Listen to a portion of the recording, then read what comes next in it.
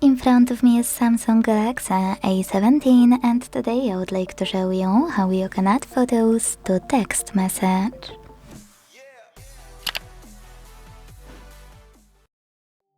Start by launching Messages app and selecting or creating a chat.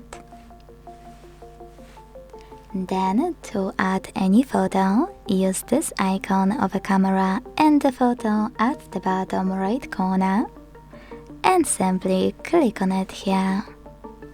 If you can't find it here, scroll down and choose Photos at the bottom left corner.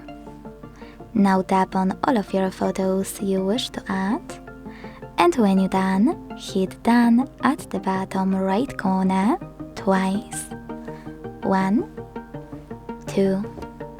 Then send your photos. Last but not least, if you want to take a photo and attach it right away, click on Photo here, adjust all of those camera options however you want to, and take a pic. After you will take it, it will be automatically added.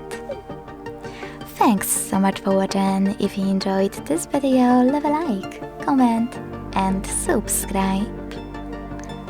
Bye!